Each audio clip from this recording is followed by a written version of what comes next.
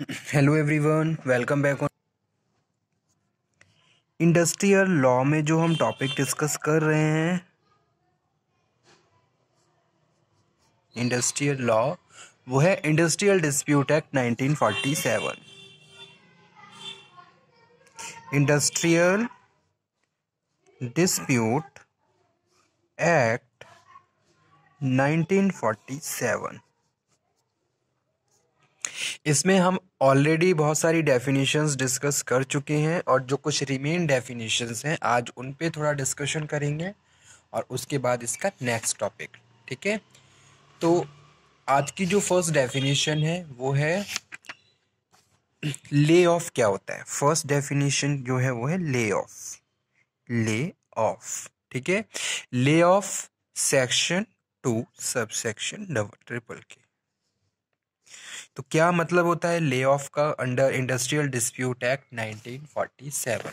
ठीक है, तो lay off means, lay off का मतलब होता है जब मैनेजमेंट वर्कर्स को एम्प्लॉयमेंट देने के लिए अनेबल हो जाए, ठीक है, फेलियर हो जाए। ले ऑफ मीन्स फेलियर, या फिर इसको हम रिफ्यूजल भी कह सकते हैं। रिफ्यूजल और inability of an employer to give employment. Workers factory में आ चुके हैं लेकिन वर्कर्स को कोई काम नहीं दिया गया, उनको कोई एम्प्लॉयमेंट में इन्वॉल्व नहीं किया गया है। टू अ वर्कमैन, ठीक है, जिसका नाम मस्टर रोल में इंक्लूड है। हुज नेम, एक मिनट रुकिए थोड़ा, whose name is include in muster roll. ठीक है, मस्टर रोल होता है फैक्ट्री के इंपॉर्टेंट डॉक्यूमेंट्स। फॉर्म 12 जैसे होता है, फॉर्म 12 अटेंडेंस रजिस्टर होता है। तो अगर उसका नाम रजिस्टर में है, मस्टर रोल में है, ऑफ इंडस्ट्रियल एस्टेब्लिशमेंट, ठीक है, अगर मैनेजमेंट एम्प्लॉयर अनेबल है, फेल है वर्कर्स को एम्प्लॉयमेंट देने के लिए, तो उसको ले ऑफ कहते हैं। ठीक है, और जिन्हें अभी रिट्रेंच नहीं किया गया है, ये भी हो सकता है इसकी एक condition. Who has not been retrenched, ठीक है, जो अभी रिट्रेंच अभी नहीं निकाले गए हैं, फैक्ट्री में ही है, उनको मैनेजमेंट वर्कर्स एम्प्लॉयर काम नहीं दे पा रहा है, तो ये कंडीशन होती है ले ऑफ की। अब इसके पीछे कोई भी रीजन रह सकता है, जैसे कि क्या है, कोई मशीन खराब हो गई, उस टाइम मशीन खराब है तो वर्कर खाली बैठा हुआ है, तो वो भी क्या है, ले ऑफ की कंडीशन है। या फिर शॉर्टेज ऑफ कोल, कोई पावर कट हो गया फैक्ट्री में, रॉ मटेरियल्स की कमी है, रॉ मटेरियल नहीं है जिसकी वजह से काम रुका हुआ है, ठीक है। या फिर ब्रेक डाउन ऑफ मशीन्स का ब्रेक डाउन हो गया, या फिर कोई नेचुरल कैलेमिटी हो गई जिसकी वजह से प्रोडक्शन या फिर ऑपरेशन रुक गई, ठीक है। तो ये सारी कंडीशंस होती हैं ले ऑफ की। इसके बाद नेक्स्ट जो डेफिनेशन है वो है, एक मिनट रुकिए,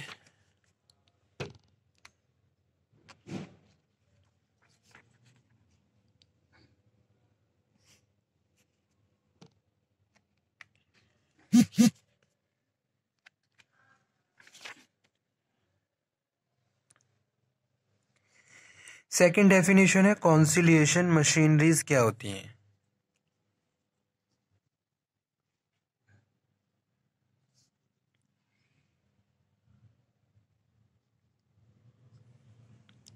कॉन्सिलिएशन मशीनरीज अथॉरिटी, ठीक है। सो industrial dispute act intends by making various provisions the prevention and settlement of industrial disputes, ठीक है। So act provide elaborate and effective machinery bringing about industrial piece.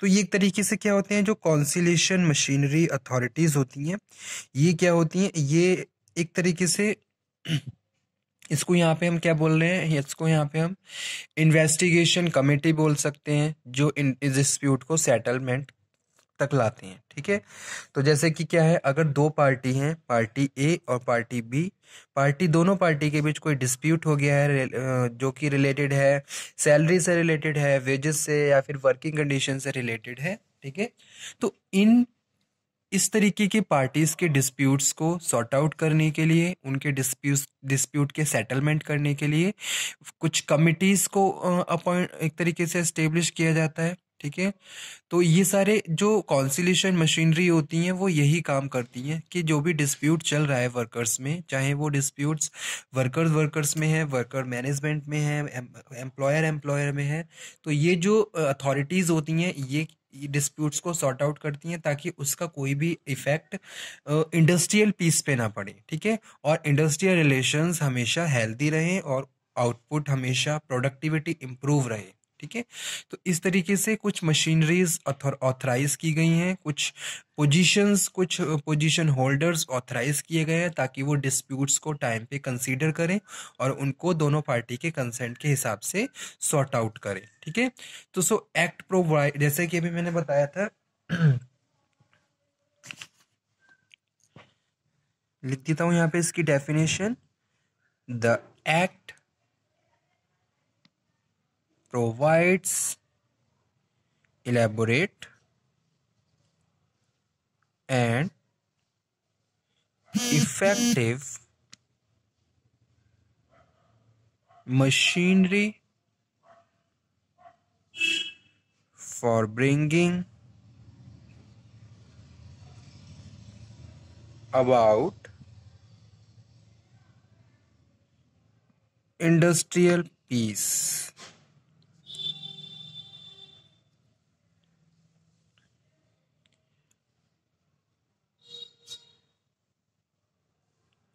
by setting up various authorities for investigation and settlement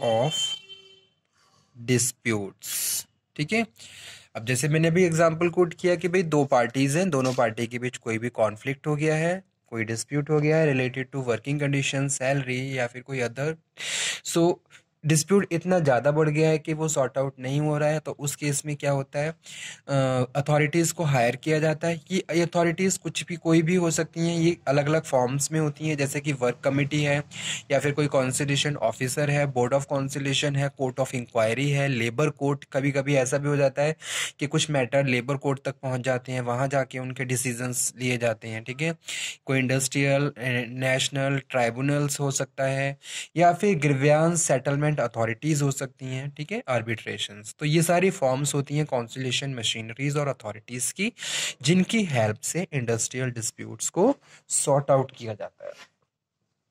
ठीक है, तो ये हम detail में पढ़ेंगे क्योंकि ये टॉपिक भी इंपॉर्टेंट है, कॉन्सिलेशन मशीनरी अथॉरिटीज का। तो इसमें फर्स्ट जो है वो है वर्क कमेटी। ठीक है, तो इसका सिंपल एक तरीके से मैं आप लोगों को समझा दूं, होता क्या है कि अगर दो लोगों के बीच डिस्प्यूट हो गया है, ठीक है, जैसे कि ट्रेड यूनियन है, वर्कर्स हैं और एम्प्लॉय मैनेजमेंट है, डिस्प्यूट चल रहा है रिलेटेड टू वर्किंग कंडीशंस और वेजेस, जहां वर्कर्स ये कह रहे हैं कि भाई हमारा वेज थोड़ा बढ़ाइए क्योंकि प्रेजेंट के टाइम में हमारी जो अर्निंग है या जो वेजेस है उसके हिसाब से हम प्रॉपर जो हमारी जो बेसिक्स हैं उनको भी अफोर्ड नहीं कर पा रहे हैं। ठीक है, तो लेकिन मैनेजमेंट के सामने भी एक प्रॉब्लम है कि भाई अभी प्रॉपर प्रोडक्शन नहीं हो रहा या फिर प्रॉफिट नहीं कर पा रही है फैक्ट्री, जिसकी वजह से वो प्रॉपर वेज नहीं बढ़ा सकती। ठीक है, लेकिन इस कंडीशंस में क्या है, वर्कर्स ने स्ट्राइक कर दी, लॉकआउट कर दिया, तो ऐसे में क्या होता है, कुछ वर्क कमिटीज हायर की जाती हैं। वर्क कमिटीज क्या होती हैं, एक तरीके से इन्वेस्टिगेशंस कमिटीज होती हैं जो पूरे मैटर को इन्वेस्टिगेट करती हैं, दोनों पार्टीज के व्यूज लिए जाते हैं, उनसे डिस्कशन कम्युनिकेशन किया जाता है, उन प्रॉपर डिटेल में सारी इंफॉर्मेशन गैदर की जाती है, ठीक है। उसके बाद दोनों पार्टी के कंसेंट के हिसाब से जो डिस्प्यूट्स होता है उसको सेटल किया जाता है, ठीक है। इसमें ऐसा होता है कि दोनों पार्टीज को एक सिंगल पॉइंट पे आके एग्रीमेंट देना होता है, तब जाके वो dispute find out sort out होता है, ठीक है। तो यही काम किया जाता है कॉन्सिलेशन मशीनरी अथॉरिटीज और या फिर, ठीक है। ये अलग अलग फॉर्म है, जैसे कि फर्स्ट है वर्क कमेटी। वर्क कमेटी में क्या होता है, in the case of any industrial establishment 100 और more workman are employ having employ any day preceding 12 month appropriate government may general special order require work committee, ठीक है। तो यहाँ पे क्या होता है, यहाँ पे एक मैटर ये है कि भाई अगर किसी भी फैक्ट्री में 100 या 100 से ज़्यादा लोग काम कर रहे हैं तो वहाँ पे एक वर्क कमेटी बनाई जाती है।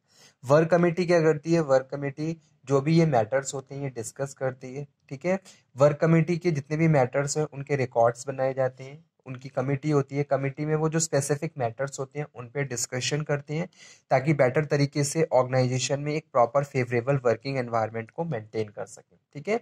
वर्क कमिटीज़ में कुछ लीड मेंबर्स होते हैं जो इनिशिएट लेते हैं स्पेसिफिक मैटर्स को डिस्कशन करने के लिए, ताकि अलग अलग व्यूज़ के हिसाब से हम बेटर तरीके से प्लानिंग कर सकें और डिसीजन मेकिंग कर सकें, ठीक है। इसकी कंडीशन क्या है, इसकी कंडीशन यही है कि भाई अगर किसी भी फैक्ट्री में 100 या 100 से ज़्यादा लोग काम कर रहे हैं तो उस फैक्ट्री में एक वर्क कमेटी का प्रोसेस बन जाता है, ठीक है। उसका आपको उसका एक फाइल रिकॉर्ड भी बनाना होता है, मंथ में आपने कितनी मीटिंग्स कंडक्ट करी हैं, किस मीटिंग का क्या एजेंडा रहा है, उसका प्रॉपर एक रिकॉर्ड बना के आपको फाइल में अटैच करना होता है। और ये फाइल्स कभी भी जब भी फैक्ट्री चीफ इंस्पेक्टर या कोई अदर ऑडिटर सोशल ऑडिट से रिलेटेड अगर आता है तो वहाँ पे अगर वो उसको नीड है उसको व्यू करने की तो वो रिकॉर्ड आपको वहाँ पे टाइम पे प्रेजेंट करना होता है, ठीक है। तो इसी को कहते हैं वर्क कमेटी, ठीक है। इसी टॉपिक को मैं नेक्स्ट लेक्चर में फिर से कंटिन्यू करूंगा और बताऊंगा कि भाई क्या पावर्स और ड्यूटीज होती हैं वर्क कमेटी की, ठीक है। उसके बाद कॉन्सिलेशन मशीनरी अथॉरिटीज के नेक्स्ट फॉर्म को डिस्कशन करेंगे, conciliation officer, board of conciliation. Okay, thank you very much students. अगर आपको कोई भी डाउट हो, कोई क्वेरी हो तो आप दोबारा से डिस्कशन कर लीजिए, सिंपली आप मुझे इन्फॉर्म कर दीजिए, कोई भी डाउट हो मैं आपके डाउट्स को क्लियर कर दूंगा। तो इस टॉपिक को हम यहीं पे फिनिश करते हैं, नेक्स्ट लेक्चर में फिर से डिस्कशन करेंगे। Thank you.